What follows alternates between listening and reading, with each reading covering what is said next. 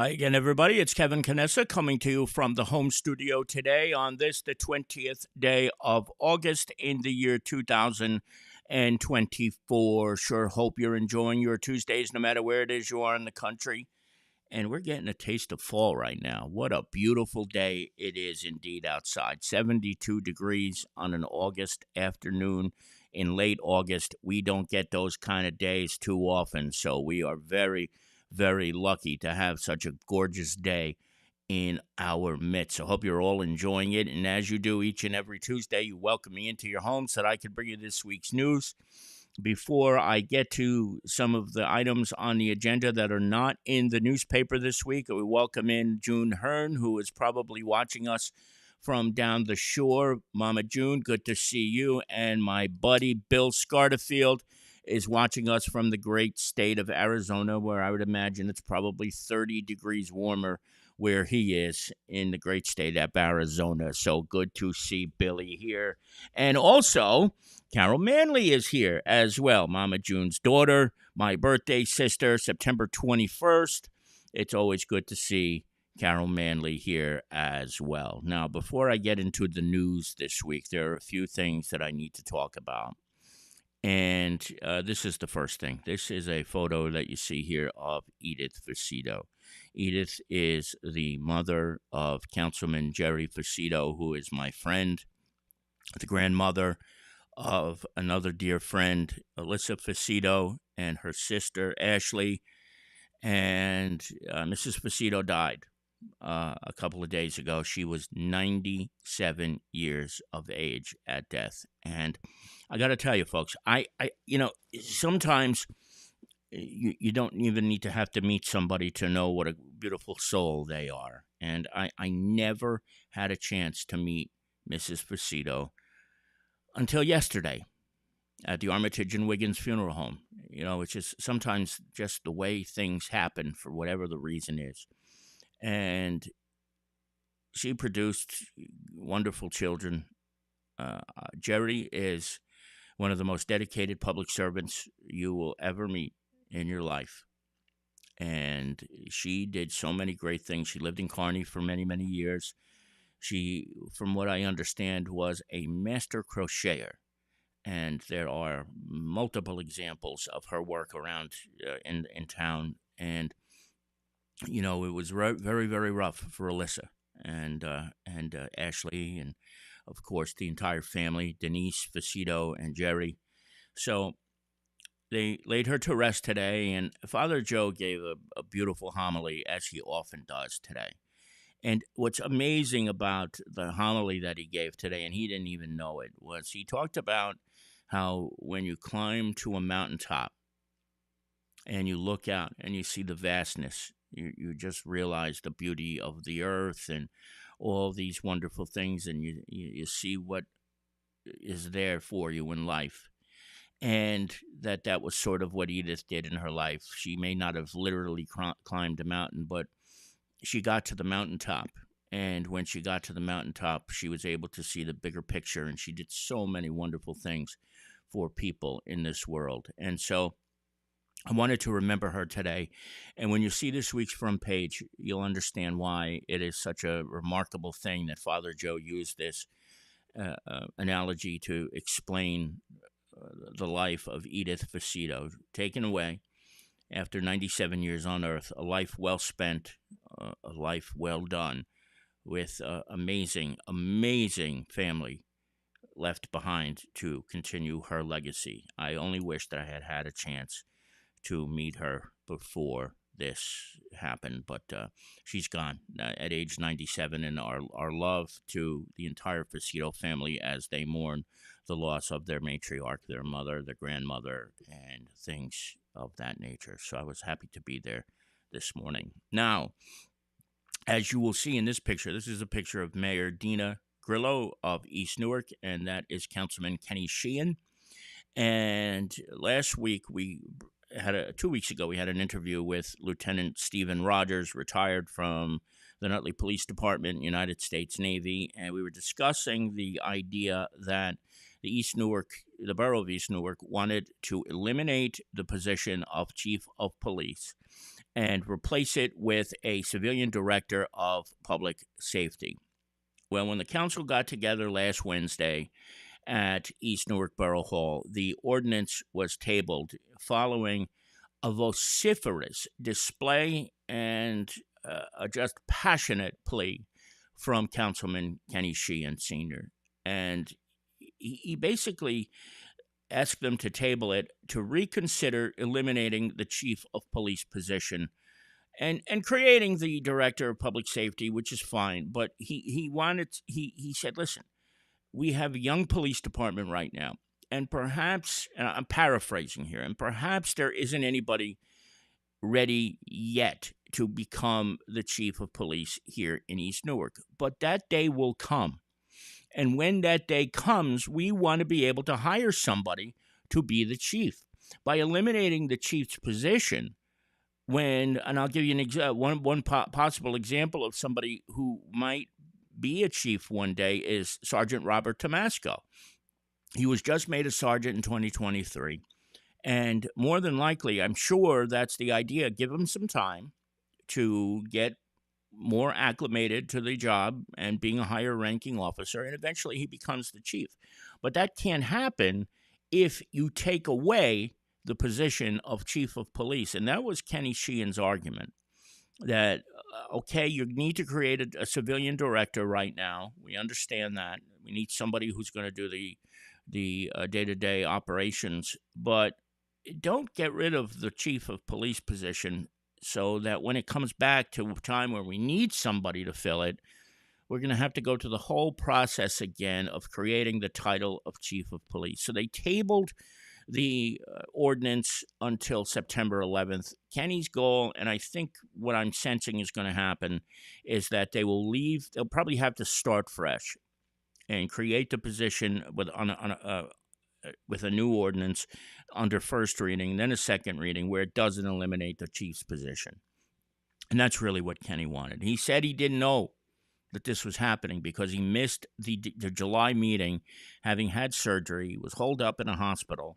He had major back surgery, and then he finds out that this is happening. So he wasn't happy about it, and I don't blame him for that. I don't blame him for being kind of pissed that nobody really gave him the heads up. The mayor says that he knew, but he said no, he doesn't know. He didn't know. That was a discussion at the council meeting on Wednesday last week. But the bottom line is this did not get adopted, this ordinance. It did not get adopted. I think it's going to be a good thing in the end, but here's the thing.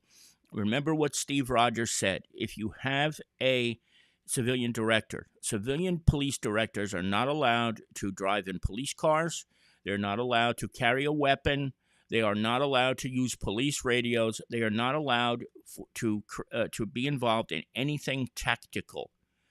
So basically what it means is that Sergeant Tomasco, as the highest ranking officer, would be the officer in charge, needs to be the officer in charge, and the director would do the business side of things once hired. So you got to remember that replacing a chief with a civilian director is not the same thing at all. In fact, it's the furthest from it. And one of the things that Mayor Grillo said at the meeting last week was that this was not possible, that you can't have a chief of police and a civilian director. And I just need to tell you that is absolutely not the case. That is just not the case. It is absolutely possible to have the two positions. And all you need to do really is look in the city of Newark and the city of Jersey City. And then, of course, more obvious in New York City, where there is a police commissioner and there are also chiefs as well. So we'll see what happens on September the 11th.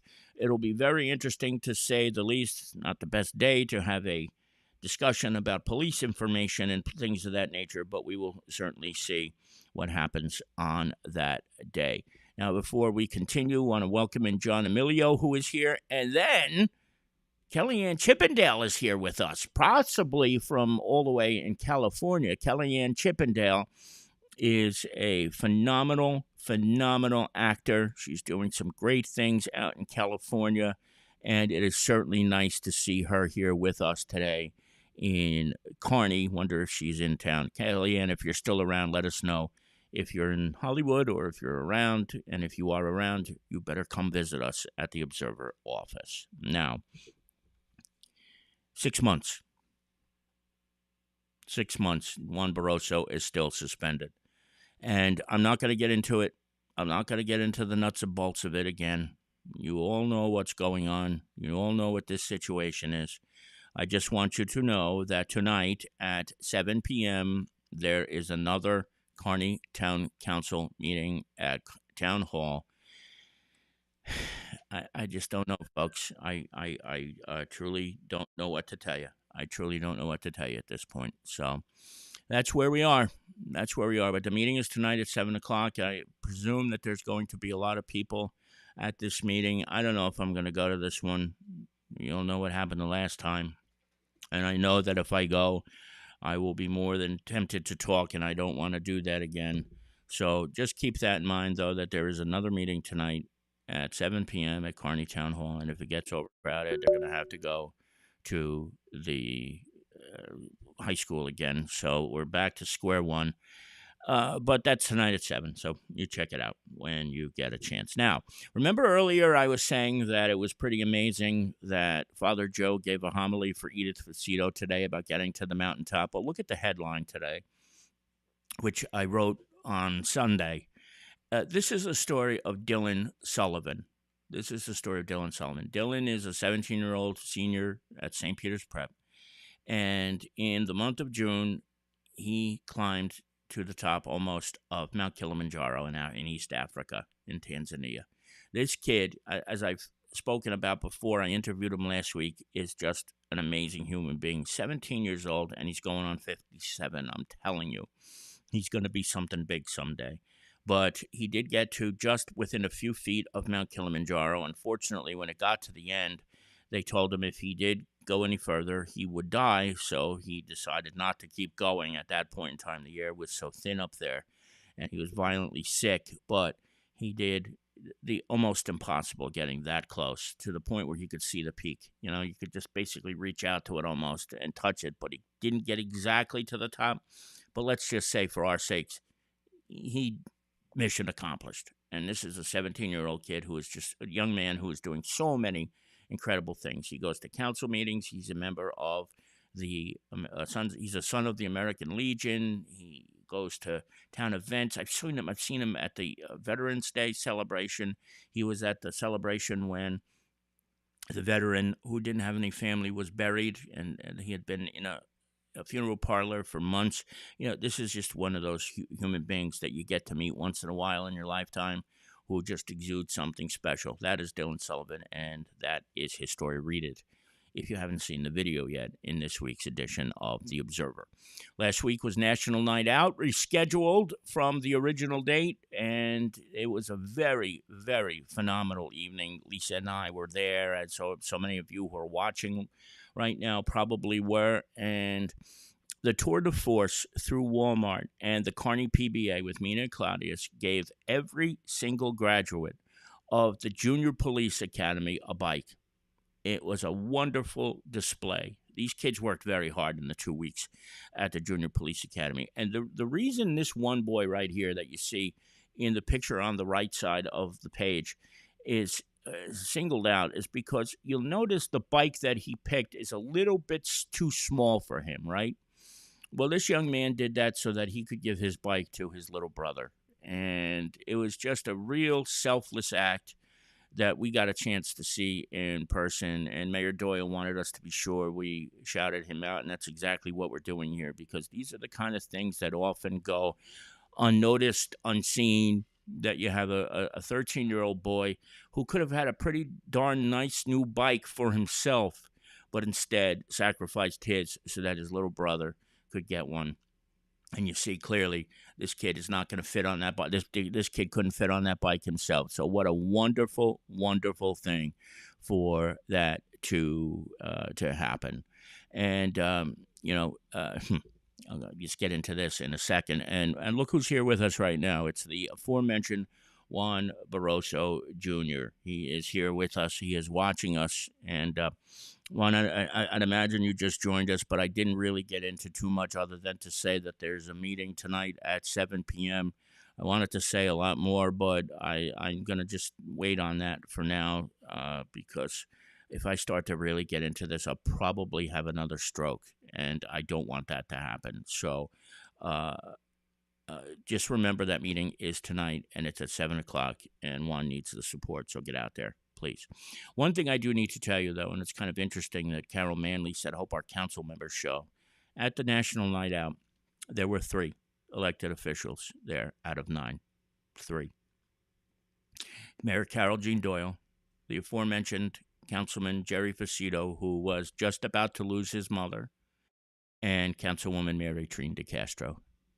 They were the ones who showed up. For some reason, the other 6 were not at National Night Out. Can you please tell me why 6 members of the Kearney Council did not show up for National Night Out? It was not a matter of missing them. They weren't there. They did not go to National Night Out in support of the Kearney Police Department and public safety. I mean, what the hell is going on with these people? First, they don't show up to a council meeting 2 weeks ago. They don't show up to a council meeting. And a whole bunch of them gave these lame excuses late in the game. I was on vacation. It was my birthday. And then 2 of them text the mayor the day of the meeting and say they're not going to be able to make it because they have, quote unquote, other commitments. And then Zapata goes on social media trying to say, well, it was an inconsequential resolution, meeting. Give me a break. You mean paying people is inconsequential? Passing bills and payrolls is inconsequential? And then they didn't show up for National Night Out, folks. Why are you running if you're not going to go to these events that are so important for the community, for people to see you? But maybe they thought people wouldn't notice they weren't there. We did. They weren't there. They didn't go to National Night Out. I will tell you who it is. It is Councilwoman Eileen Eckel, Council President Eileen Eckel. Councilman Richard Konopka was not there. Dennis Solano was probably not well because his kid was exposed to an illness, so we'll still forgive that one. Renato da Silva did not show up. Status Theodoropoulos did not show up. And George Zapata was not there either. And if I'm forgetting somebody, I apologize. But for the love of God, don't do this if you're not going to show up to things and be present for those important events. It's just a smack in the face to the police department. And it's a shame that that's what's going on. But that's your town council, everybody. That's the 6 members of the town council who don't give 2 craps about what's going on in this town, despite what they may want you to believe. That is what is the reality of this situation. And the good news is that there's an election next year. Now, this was the story, of course, that we spoke about already. Anchor rebates are up for disbursement soon, so make sure that if you have never applied, that you apply. There's all sorts of deadlines in there. If you've applied before, you should be getting a letter in the mail, maybe even today. So I want you to be aware of that. It's for renters and for homeowners, too. So if you paid your state income tax in 2020 for 2023, you are eligible.